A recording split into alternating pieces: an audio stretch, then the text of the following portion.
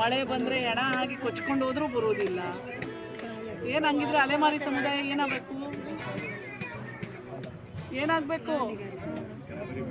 ಇದೆಲ್ಲ ಅವ್ರ ಹಕ್ಕಿದೆ. ವಿತಿನ್ ನೋ ಟೈಮ್ ನೀವು ಆರ್ಗನೈಸ್ ಮಾಡ್ಬೇಕೀಗ. ಇಲ್ಲ ಅಂತಂದ್ರೆ ನಾ ಇಲ್ಲೇ ಇರ್ತೀನಿ ರೀ. ಅಲ್ಲ, ನೀವು ಬಂದಿದ್ದೀರಾ ನೀವು ಒಂದ್ಸಲನಾದರೂ? ಈಗ ನಾನು ಬಂದಿದ್ದೀನಿ, ಇಲ್ಲಿ ಸುತ್ತಮುತ್ತ 2 ಕಿಲೋಮೀಟ್ರ್ ಎಲ್ಲೂ ನೀರಿಲ್ಲ ಅಲ್ಲ, ಆಜು ಬಾಜು ಅಂತೀರಲ್ಲ. ನೀವು ಚೀಫ್ ಆಫೀಸರ್, ನಿಮ್ದು ಕರ್ತವ್ಯ ಏನು? ಜನರ ಮಧ್ಯ ಬಂದು ಮಹಿಳಾ ಆಯೋಗದ ಶಕ್ತಿ ಎತ್ತಿ ತೋರಿಸುತ್ತಿರುವ ಡಾಕ್ಟರ್ ನಾಗಲಕ್ಷ್ಮಿ.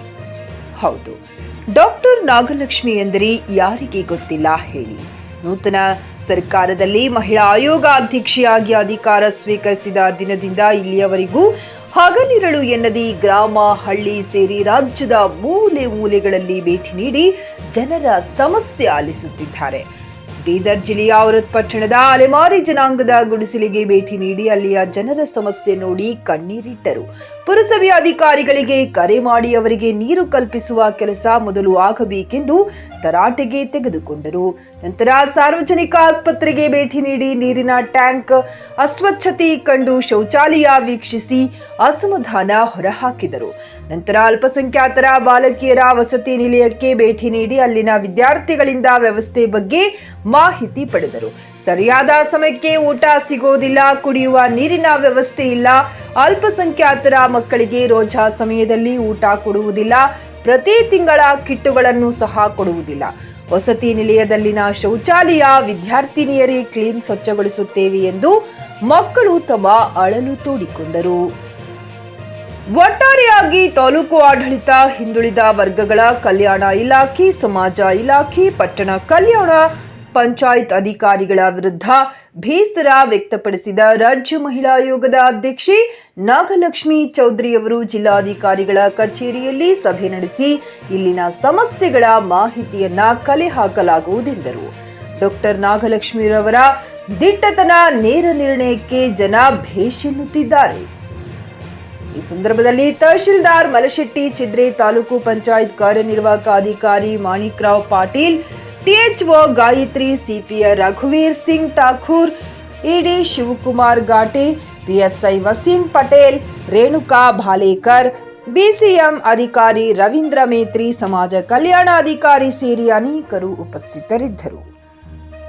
ರಾಜಯ್ಯ ಸ್ವಾಮಿ, ಜೆಕೆ ನ್ಯೂಸ್ ಕನ್ನಡ, ಔರದ್.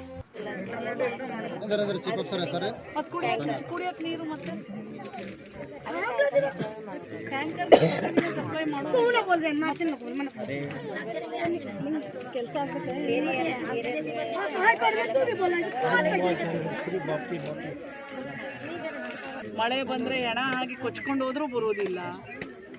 ಏನಂಗಿದ್ರೆ ಅಲೆಮಾರಿ ಸಮುದಾಯ ಏನಾಗಬೇಕು? ಇದೆಲ್ಲ ಅವ್ರ ಹಕ್ಕಿದೆ. ವಿತಿನ್ ನೋ ಟೈಮ್ ನೀವು ಆರ್ಗನೈಸ್ ಮಾಡ್ಬೇಕೀಗ. ಇಲ್ಲ ಅಂತಂದ್ರೆ ನಾ ಇಲ್ಲೇ ಇರ್ತೀನಿ ರೀ.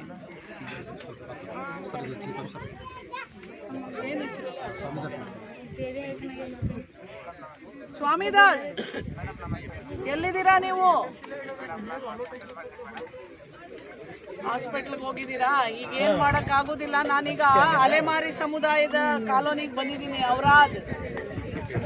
ಇಲ್ಲಿ ಕುಡಿಯೋ APMC ಯಾರ್ಡ್ ಹತ್ರ ಇಲ್ಲಿ ಸಮುದಾಯಕ್ಕೆ, ಅಲೆಮಾರಿ ಸಮುದಾಯಕ್ಕೆ ಕುಡಿಯೋ ನೀರಿಲ್ವಂತಲ್ಲಪ್ಪ. ಹೆಂಗೆ? ಎಲ್ಲಿಂದ ತಗೋತಾರಪ್ಪ?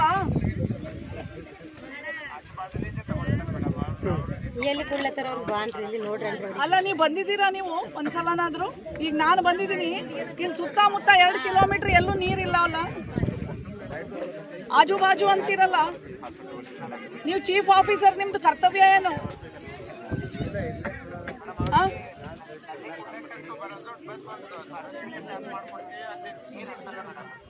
ಅಲ್ಲಪ್ಪ, ಸಾರ್ವಜನಿಕ ಟ್ಯಾಪ್ ಬಂದ್ ಮಾಡಬೇಕು, ನೆಕ್ಸ್ಟ್ ಡೇ ಮಾಡಬೇಕು ನೀವು.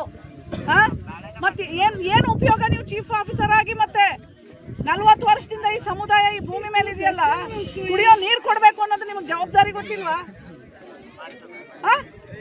ನೀವು ಮಾಡ್ಲಿಲ್ಲ ಅಂತಂದ್ರೆ ನಿಮ್ಮ ಮೇಲೆ ನಾನು ಬರೀತೀನಿ ಚೀಫ್ ಸೆಕ್ರೆಟರಿಗೆ. ನೀವು ಮಾಡ್ಲಿಲ್ಲ ಅಂತಂದ್ರೆ ನಾಳೆ ನಾನು ರಿವ್ಯೂ ತಗೋತಾ ಇದ್ದೀನಿ DC ಆಫೀಸಲ್ಲಿ. ನೀವು ನಾಳೆಯಿಂದ ಈ ಜನರಿಗೆ ನೀರು ಕೊಡ್ಲಿಲ್ಲ ಅಂತಂದ್ರೆ ನಾನಿದು ದೊಡ್ಡ ಮಟ್ಟಕ್ಕೆ ನಿಮ್ಮ ಇದಕ್ಕೆ ನಾನು ಇದು ಮಾಡ್ತೀನಿ. ಆಯ್ತಾ? ऐकवते बी ಯಾರಿಗೆ ಮಾತಾಡ್ತಲೇ ನಾನು ನಿಮಗೆ ತಿಳ್ಕೊಂಡಿದ್ದೇನೆ ಹಿಂಗ್ ಮಾತಾಡ್ತಾರ ಅವರು ಹಿಂಗ್ ಮಾತಾಡ್ತಾರ ಅವರು समझ कर बात कर रहे हैं ड्यूटी में वाला नहीं है वो ನಾಳೆ ನೀವು ರಿವ್ಯೂ ಬರ್ತೀರಲ್ಲ ಬರ್ರಿ ಅಲ್ಲಿ ಮಾತಾಡೋಣ ಬರ್ರಿ. Coat pant, sherwani, suiting, shirting, sari, dress material ಹಾಗೂ ಮದುವೆ ಸಮಾರಂಭಗಳ ಎಲ್ಲಾ ತರಹದ ಬಟ್ಟೆಗಳು ಹೋಲ್ಸೇಲ್ ದರದಲ್ಲಿ ಲಭ್ಯ. ಹಾಗಿದ್ರೆ ಎಂದೇ ಭೇಟಿ ನೀಡಿ ಆರ್ಕೆ ಫ್ಯಾಷನ್ ಕಲೆಕ್ಷನ್, ಬಸ್ ನಿಲ್ದಾಣ ಎದುರುಗಡೆ, ಹುಮ್ನಾಬಾದ್. ಹೆಚ್ಚಿನ ಮಾಹಿತಿಗಾಗಿ ಸಂಪರ್ಕಿಸಿ 8660601957.